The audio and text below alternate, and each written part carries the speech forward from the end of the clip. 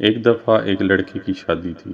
بڑی مشکل سے رشتہ طے ہوا، لیکن لڑکی کے والد نے ایک شرط رکھ دی کہ بارات میں کوئی بوڑھا بزرگ نہیں آئے گا۔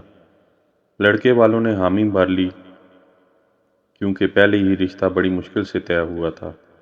بارات کا دن آیا تو لڑکے نے سب بوڑھوں کو بولا کہ آپ میں سے کوئی بھی بارات میں نہیں آئے گا، کیونکہ لڑکی والوں کی شرط ہے۔ باقی سب تو مان گئے، لیکن نانا جی اٹک گئے۔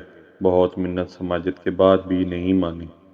آخر فیصلہ ہوا کہ نانا جان کو گاڑی کی ڈگی میں چھپا کر لے جایا جائے گا۔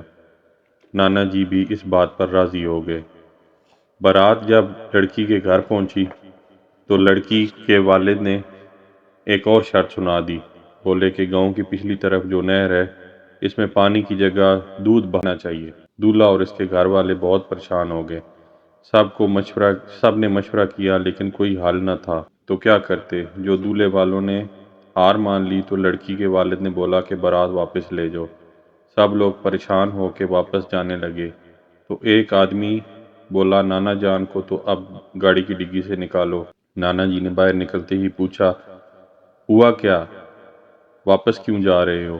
دولہے نے نانا جان کو ساری بات بتائی تو نانا جی بولے، بھلا یہ بھی کوئی بات ہے بارات واپس لے جانے کی؟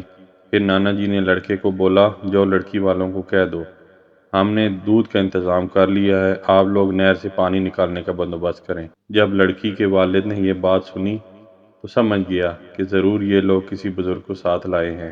دوستو، اس کہانی سے ہمیں یہ سبق حاصل ہوتا ہے کہ کبھی بھی بزرگوں کو فالتو نہیں سمجھنا چاہیے، کیونکہ ان کی جتنی عمر ہے اتنا ہی ان کا تجربہ ہوتا ہے۔